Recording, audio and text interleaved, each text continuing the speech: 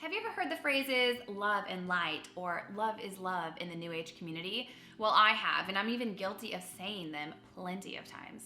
I once believed they were beautiful and magical concepts. You see, in the New Age movement, love is often described as energy, something that we can channel or manifest to achieve peace, healing, and spiritual connection. But as I grew in my faith, I realized something shocking. This version of love doesn't even come close to the deep sacrificial love described in the Bible. The love that the world promotes, especially in New Age teachings, is often a shallow imitation of the real thing. Today, we're going to explore how New Age concepts of love and light are distorted versions of the true sacrificial love God offers us through his son, Jesus Christ.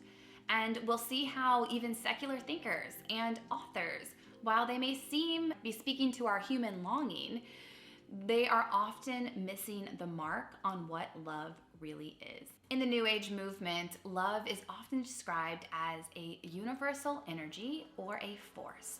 The idea is that love is not just an emotion, it's an energy field that we can tap into, an energy that connects all living things.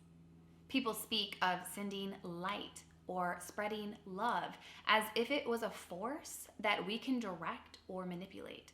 But what does the Bible say about love? In 1 John 4:8, we're told, "Whoever does not love does not know God, because God is love." This verse is clear. Love is not just an energy or a force, it is the very essence of who God is. And this kind of love is active and personal, not an abstract concept or cosmic energy. It's love that's sacrificed through Jesus Christ's death on the cross for our salvation. In the New Age, love often revolves around self-empowerment. The focus is on loving yourself first, healing through self-love practices, and manifesting love through positive thinking or through meditation. And this all sounds good and well on the surface. I mean, after all, who doesn't want to feel loved and accepted? But the problem lies in the fact that it places the focus on self instead of true unconditional love for others and for God. Secular thinkers like Carl Jung have spoken about the human desire for love and the need for self-actualization. Jung argued that the self must be healed and whole before it can truly love others.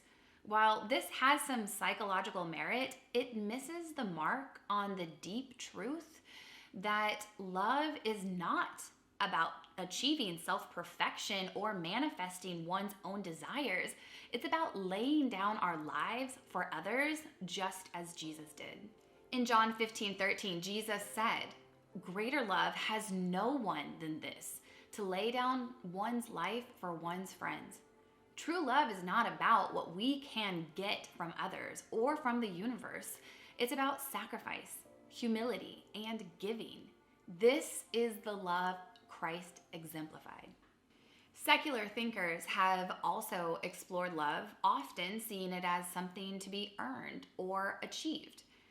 Erich Fromm, for example, in his book, The Art of Loving, says that love is something that we must learn to do, almost as if it's a skill. But even Fromm misses the depth of love's true power. Love is not a skill. It is a divine gift that we receive and give because of the love of Jesus Christ has first shown to us. It's not about improving ourselves to earn love. It's about receiving God's love and then passing it on to one another. Secular views, while well-intended, often reduce love to something that's transactional. It becomes about what we can offer or what we can get from others. If I love you, you will love me back.